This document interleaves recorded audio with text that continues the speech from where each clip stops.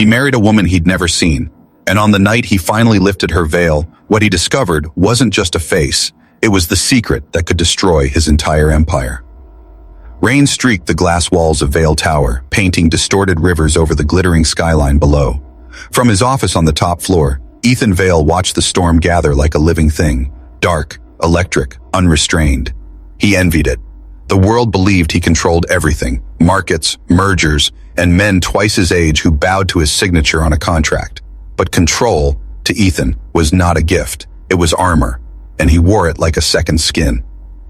At 31, he had built his fortune from sheer discipline and intellect. No luck, no love, just precision. His days were a sequence of meetings and negotiations, his nights a blur of sterile penthouse quiet. People admired his success, but no one dared to touch the solitude wrapped around him like winter air. Love, in Ethan's view, was a weakness dressed as poetry, a dangerous indulgence that clouded judgment and bankrupted men who should have known better. He stood motionless as the elevator chimed behind him. His father's reflection appeared in the glass, tall, imposing, silver-haired, a man forged from an older empire where family names mattered more than innovation. Charles Vale didn't bother with greetings. "You've built your empire, Ethan," he said, his tone clipped, "but an empire means nothing without legacy." Ethan turned slowly. "Legacy?"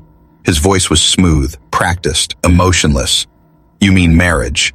Charles's gray eyes sharpened. "I mean stability. You're 31 and your company holds 40% of the Vale Trust. That trust is contingent on family continuity. If you don't marry within a month, I'll transfer the controlling shares to the board." The words fell heavy between them. Ethan's jaw tightened.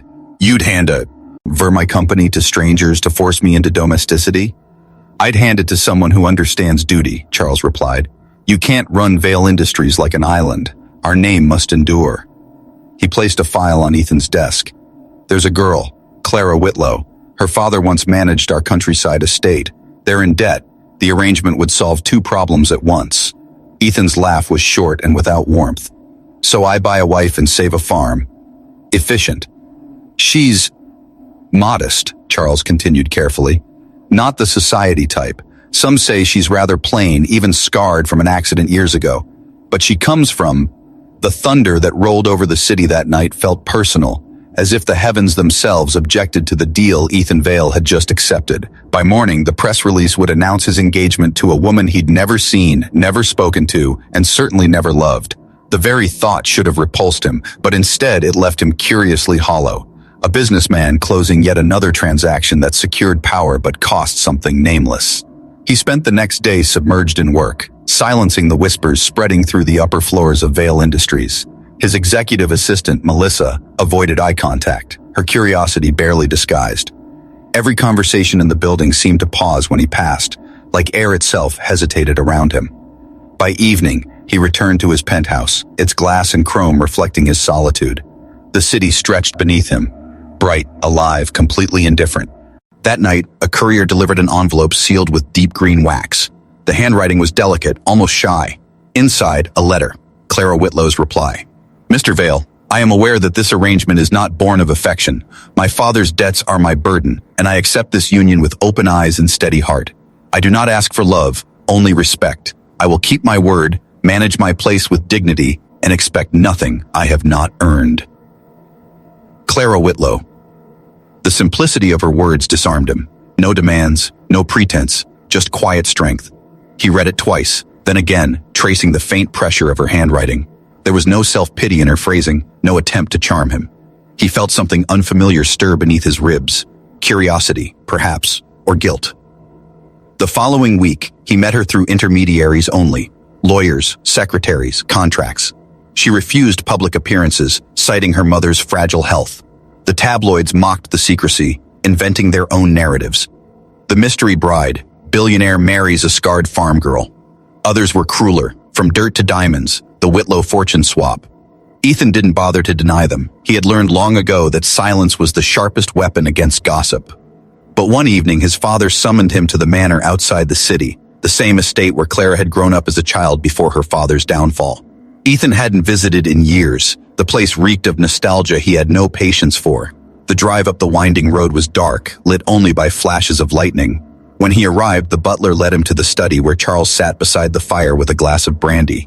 Across from him sat a woman in a modest gray dress, her face turned away. "Ethan," his father said smoothly, "this is Miss Whitlow." She rose slowly, her gloved hands trembling slightly before steadying. Ethan's first impression was not of her rumored plainness, but of composure, an unyielding stillness that seemed out of place in his world of performance and power.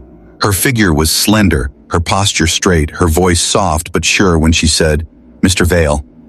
Her face, however, remained hidden by the brim of her hat and the shadows of the room. It was as if she'd rehearsed how to disappear within her own presence. "You didn't have to come," Ethan said coldly. "I don't require interviews for business agreements." "Nor do I," she replied calmly, surprising him. "But I thought it proper to meet the man whose name I will carry." There was no bitterness in her tone, only resolve. She was not pleading, not grasping at favor. She was simply stating fact. Charles watched the exchange with quiet satisfaction, as if witnessing the successful merging of two corporations. "Good. The papers will be signed tomorrow. The ceremony will follow in 10 days. Clara inclined her head slightly. "Then we'll make it brief. My mother's illness worsens, and I don't wish her to travel." Her words struck something fragile in Ethan. He had buried his own mother years ago, under a sea of indifference and business meetings. He had never thought to hear someone speak of love with such quiet urgency again. When she left the room, a faint scent of jasmine lingered. He turned toward the fire, annoyed by how it stayed with him. Later that night, he stood outside on the balcony as rain fell in silver sheets over the manor grounds. His father's voice echoed in his mind. Legacy, stability, duty. He had repeated those words all his life, but for the first time, they sounded like chains. Through the rain, he saw the faint glow of a lantern near the stables. A woman's figure moved slowly through the mist, her shawl drawn tight. Clara. She paused by the old horse barn, resting her hand against the door as though saying goodbye to something she loved. There was nothing vain or manipulative in her movements, just quiet grief wrapped in dignity. For reasons he couldn't explain, Ethan watched her far longer than he meant to. The storm raged around them, wind whipping her dress against the mud, but she did not run for shelter. Instead, she looked up at the sky and closed her eyes, letting the rain fall freely across her face. In that fleeting, distant glimpse, something inside Ethan shifted. It wasn't desire. Not yet. It was something deeper. Recognition, maybe. The faint, unsettling suspicion that beneath all the gossip and whispers, the woman he was marrying might possess a strength he, with all his power, had never known. When she disappeared back into the dark, Ethan turned toward the house, his chest tight with an emotion he couldn't name. And though he would never admit it aloud, that night, for the first time in years, Ethan Vale found himself unable to sleep. The wedding was a spectacle, not for its beauty, but for its scandal. Society's elite filled the vaulted marble aisles of St. Helene's Cathedral that afternoon, their curiosities sharpened like knives. Cameras flashed from every corner, guests whispered behind jeweled fans, and headlines were already being written before the ceremony began. Vale marries a phantom bride. The mystery woman behind the veil. Ethan Vale stood at the altar, immaculately dressed in a black tailored suit, his posture carved from the same stone as the cathedral pillars. To the outside world, he appeared calm, detached even, but beneath his measured composure ran a current of unease he didn't understand. It wasn't love, it wasn't excitement, it was something far more dangerous, anticipation. He had agreed to this union purely for business, a safeguard against his father's ultimatum. Yet the memory of Clara Whitlow standing in the rain that night had refused to fade. The quiet defiance in her stillness haunted him. When the cathedral doors opened, silence rippled through the crowd. Clara entered slowly, her veil long and opaque, her gown simple, ivory lace, timeless, unadorned by jewels. The contrast to the gaudy display around her made her presence feel almost otherworldly. She moved with grace that disarmed the cynics, her every step measured, unhurried, dignified. Her brother walked beside her, protective and solemn. Ethan watched her approach, eyes narrowing. She was smaller than he remembered, fragile in frame, yet something about her carriage suggested strength, like glass that refused to shatter. When she reached the altar, she did not bow her head as most brides did. Instead, she lifted her chin slightly, facing him through the veil. For a moment, he imagined she was studying him too, weighing the man who had traded her freedom for convenience. The priest began to speak, his voice echoing through the grand cathedral. Ethan responded to each vow as if reading clauses from a contract. Clara's replies, however, carried warmth that seemed out of place in such a cold arrangement. When she said, "I do," it wasn't duty. It was quiet courage. The whispers in the crowd grew louder. "He hasn't even seen her face," someone muttered. "She's hiding scars, they say. She's just here for the money." Ethan heard every word, and to his own surprise felt a sharp flicker of anger, not at Clara, but at them, at the tone of ridicule that mirrored how he himself had once spoken of her. When the priest said, "You may now kiss the bride," Ethan hesitated. His hand lifted to remove her veil, but Clara stepped back slightly. The gesture was not fear, it was control. She whispered softly enough for only him to hear, "Some truths are better unveiled in time." The corner of his mouth twitched, half amusement, half frustration.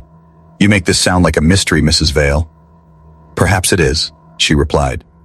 The faintest curve of a smile touched her lips beneath the lace. Then she turned her face, allowing him only the briefest touch of his lips to her cheek, the most formal of kisses. The photographers captured the moment, mistaking restraint for disdain. The image would flood every tabloid by morning, headlines calling him the coldest groom in America. But what they missed, what no lens could catch, was the subtle shift in his expression when he caught the faintest glimmer of green through the veil. Eyes, calm, intelligent, unafraid. That night, at the reception in the glass ballroom of the Vale Tower, Ethan found himself watching Clara from a distance. The city lights reflected off the crystal chandeliers, casting her silhouette in a soft golden hue. She stood near the edge of the room, politely greeting guests who treated her as curiosity more than companion. His father mingled nearby, satisfied with the spectacle he had engineered. "You've done well, Ethan," Charles murmured as he passed. "A solid partnership, discreet, humble, controllable." Ethan's gaze remained on Clara. "I wouldn't be so certain."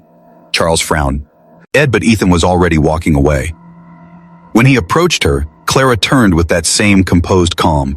"You look bored," he said. "I was thinking," she replied, glancing out the window. "It's strange how people can celebrate what they don't understand."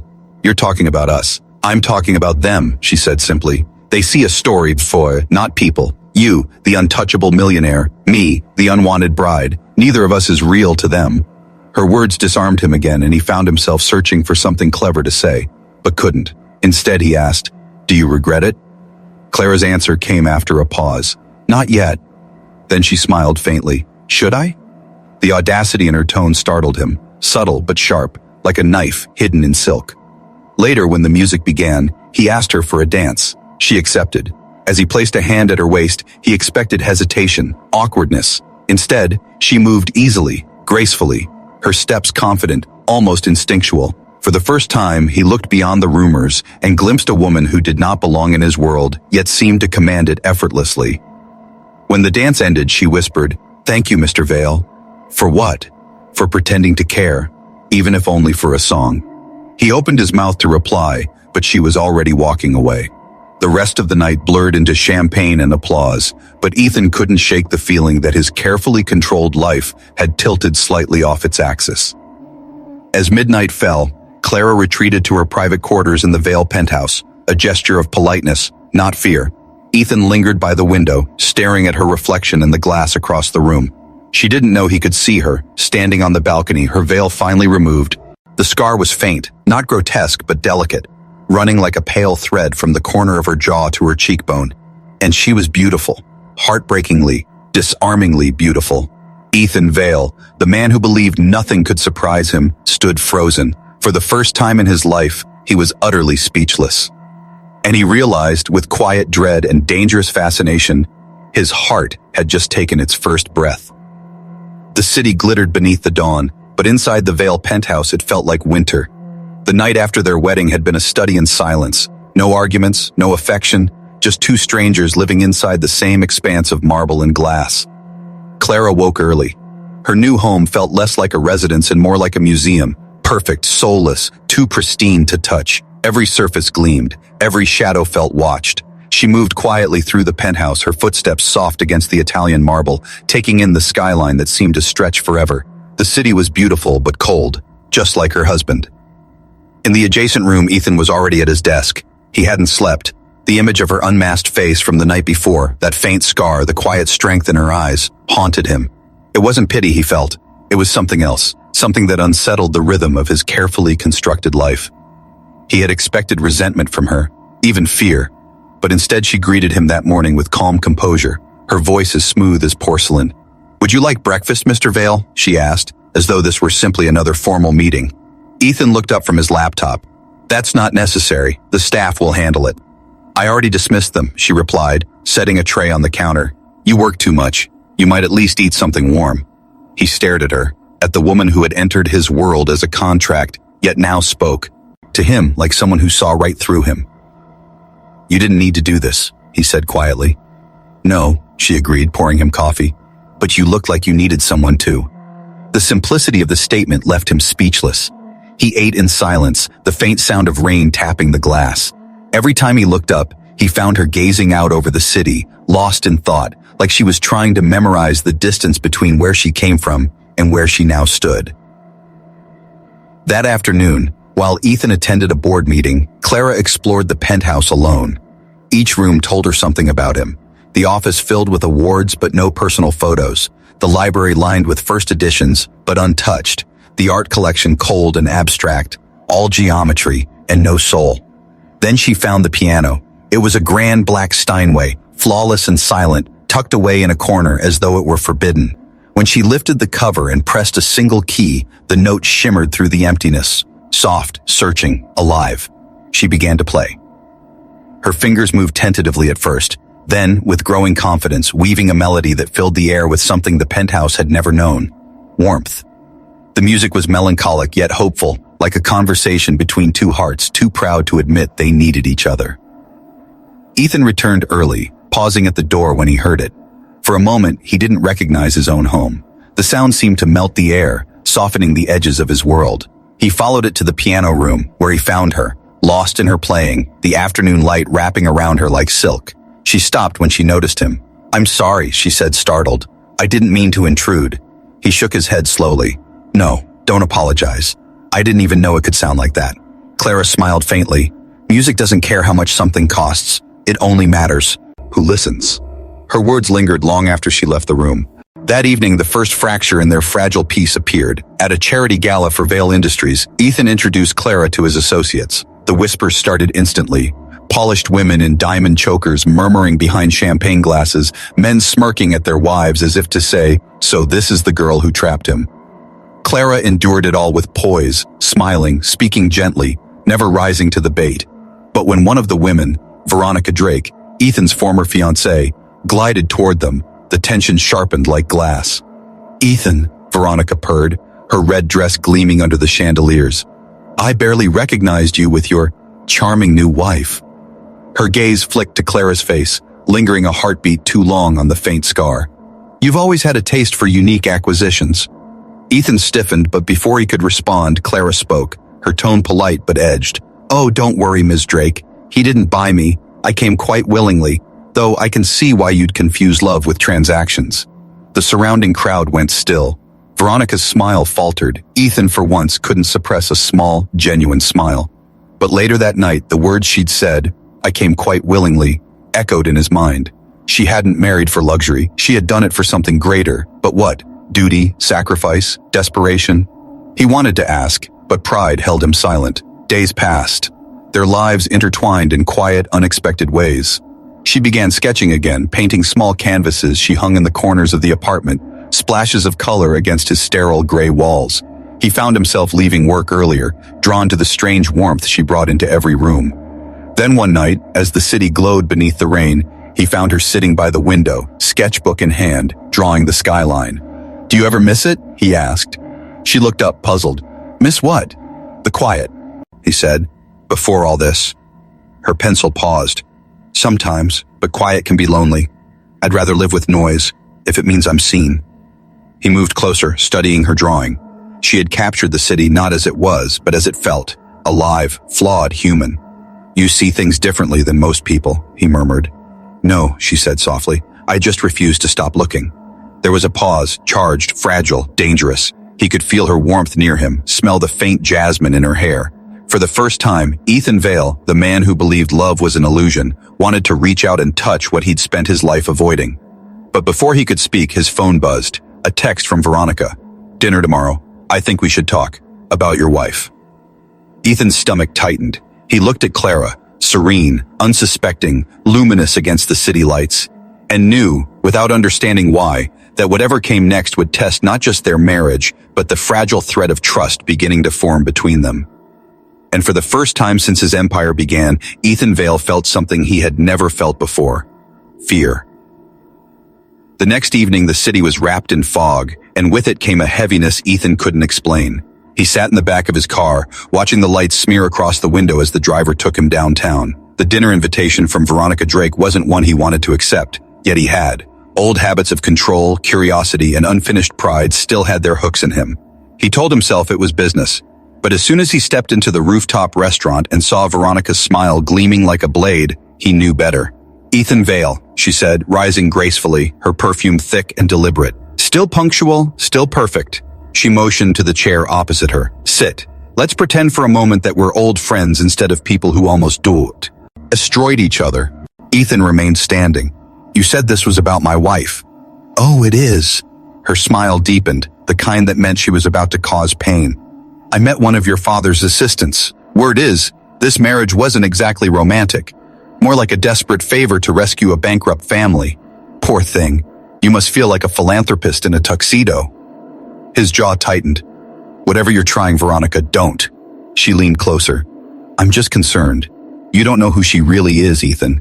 Did you know she was once engaged, that she called it off after the accident because she thought no one would ever want her again? Or that her mother used your father's pity to broker the deal? He didn't answer, but something dark flickered behind his eyes. Do you even know, she whispered, what's hiding beneath that scar? He pushed back from the table, disgust and confusion mingling. This conversation's over.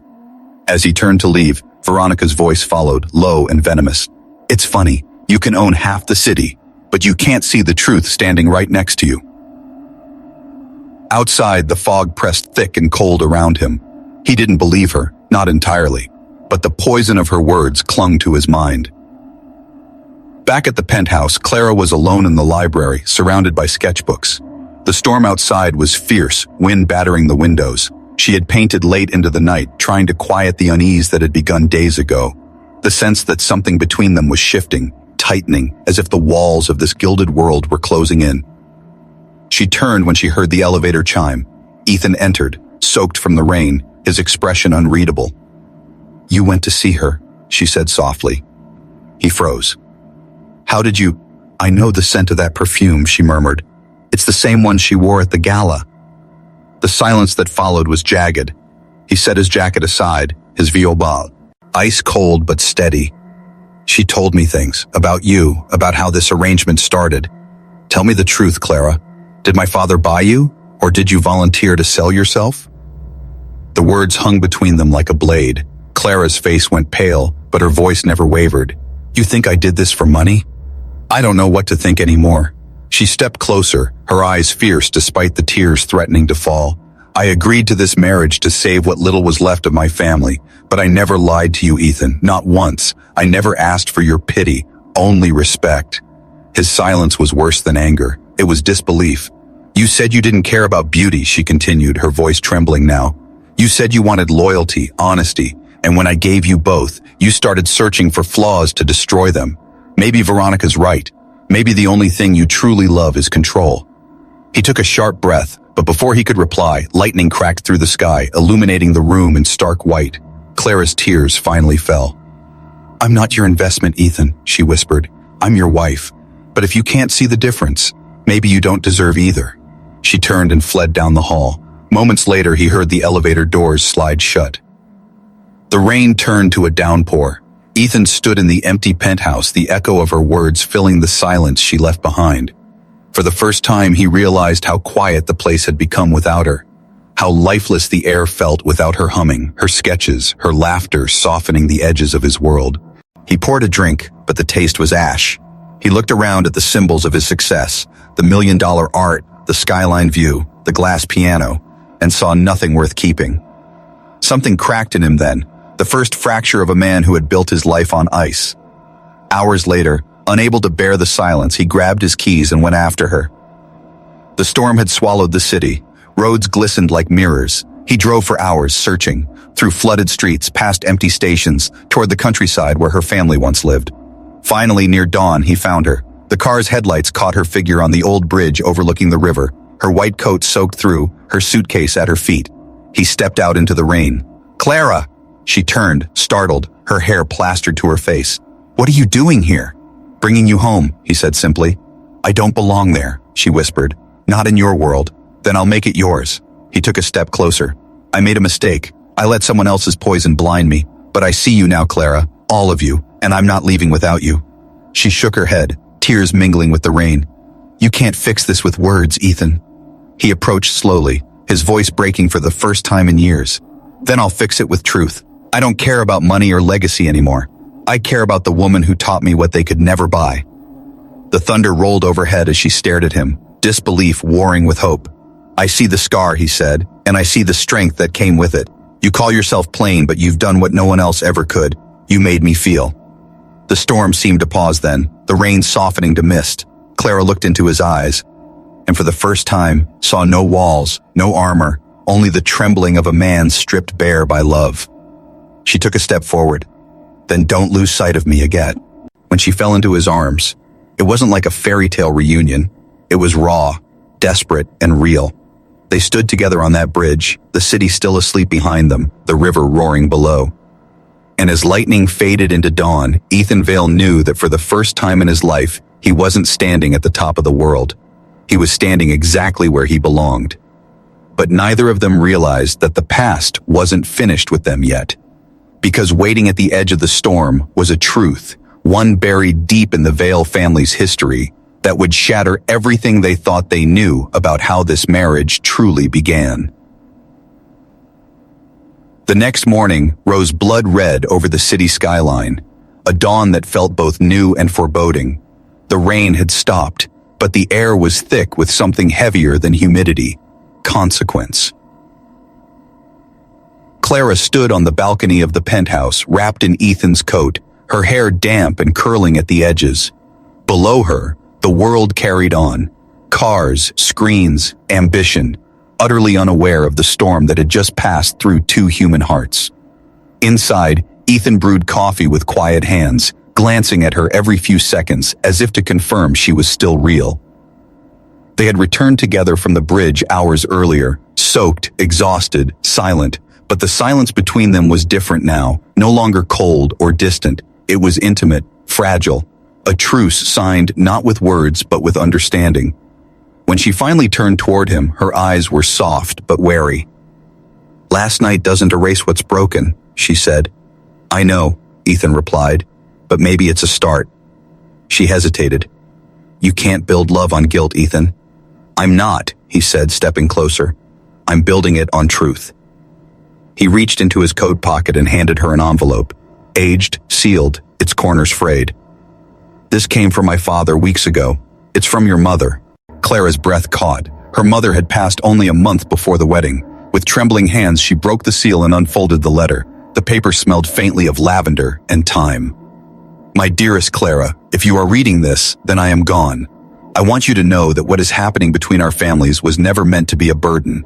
Years ago, when your father worked for the Vales, there was kindness in that house, not from Charles, but from his wife, Margaret. She loved you as her own when you were small. It was she who promised that if anything ever happened to me or the farm, she would make sure you were cared for. This marriage was her last act of keeping that promise." Clara's hands shook. Her mother's words blurred through tears. "Margaret Vale, Ethan's mother?" Ethan nodded slowly. "My mother died 5 years ago. I didn't know about this. Not until after our engagement was arranged. My father found her old letters and used her promise as leverage." Clara pressed the paper to her chest. So this wasn't about debt or legacy, it was her idea. She wanted... She trailed off, the truth sinking in. "She wanted me to save you." Ethan's voice was raw, and in a way, she did. The revelation hung in the air like thunder before lightning. All this time, both of them had believed they were pawns in Charles Vale's ruthless game. But it had begun with a woman's dying wish, an act of love meant to heal, not control. Clara sank into a chair, her mind spinning. Your mother saw something in me when I was a child, but how could she have known what would happen to us? Ethan's eyes darkened. She didn't, but my father did. He turned away, pacing. Veronica wasn't wrong about one thing. My father orchestrated everything. The debt, the contract, even the rumors about your scars. He needed leverage over me, and you were the perfect key. When you married me, he's secure. Both the trust and my obedience. Clara stared at him, horrified. He used us. Ethan's tone hardened, and I'm going to end it. That afternoon, Ethan stormed into the Vale corporate tower like a man walking into battle. The boardroom was full, executives seated, the air perfumed with power and arrogance. At the head of the table sat Charles Vale, immaculate as ever, sipping scotch like the king of his own empire. You look troubled, son, Charles said, his voice calm, almost amused. Marriage not suiting you. Ethan dropped a stack of files on the table, letters, financial records, legal contracts, everything linking his father to the manipulation of the Whitlow estate and the trust arrangement. You destroyed a family to control mine, Ethan said, his voice low but seething. You lied to me. You turned my mother's compassion into a business deal. Charles's smirk barely faltered. I preserved the company. Your sentimentality would have ruined it. Ethan leaned forward. You built this empire on intimidation. I'll rebuild it on something you've never understood. Integrity. The older man chuckled. You think love and integrity can keep the lights on? No, Ethan said quietly, but they'll keep me human. He slid a signed resignation letter across the table. Effective immediately, I'm withdrawing your voting control. You're done, father. I'm rewriting the trust, in my mother's name and in Clara's. The board erupted into murmurs. Charles stood abruptly, his composure cracking. You'll regret this, boy. Ethan met his gaze with steel. No, father. I regret nothing except becoming what you wanted me to be. He turned and walked out, leaving behind a dynasty built on fear, and stepping into a future built on something far stronger. That night, back at the penthouse, Clara was waiting by the piano. She had read and reread her mother's letter until the ink blurred from her tears. When Ethan entered, she stood, her eyes red but resolute. You confronted him. I ended it, Ethan said simply. We're free now, both of us. She looked at him for a long time, her voice trembling. You gave up everything for me. He shook his head. No, I gave up everything for us. She smiled faintly, then stepped closer, her hand brushing the lapel of his jacket. Your mother saw something in you worth saving. Maybe she saw something in me that could do it. She did, he said, his voice breaking. And she was right. The city outside glittered in the darkness, but inside, it was the soft glow of the piano lamp that lit their world. Clara sat and began to play, the same melody she had played on her first morning here. Only this time, it was no longer melancholy. It was full, alive, radiant. Ethan joined her, sitting beside her as the notes filled the air. His hand found hers between chords. Steady, sure. I never told you, she whispered, but the night I saw you at the manor, watching me in the rain, I prayed that the man who looked at me that way would one day see me, not as a mistake, but as a beginning. He smiled, tears bright in his eyes, and now I do. As the music swelled, the storm that had once raged between them was gone, replaced by something deeper than forgiveness, stronger than love. It was destiny, completed. When the final note faded, Ethan pressed a kiss to her scar, whispering, "This is where it ends." Clara looked up at him, her eyes luminous. No, Ethan, this is where it begins. And as dawn broke once more over the skyline, the world outside remained loud, ruthless, and glittering. But within the walls of that glass tower, for the first time in Ethan Vale's life, there was peace. Not the peace of power or wealth or control, but the peace of two souls who had finally found home in each other.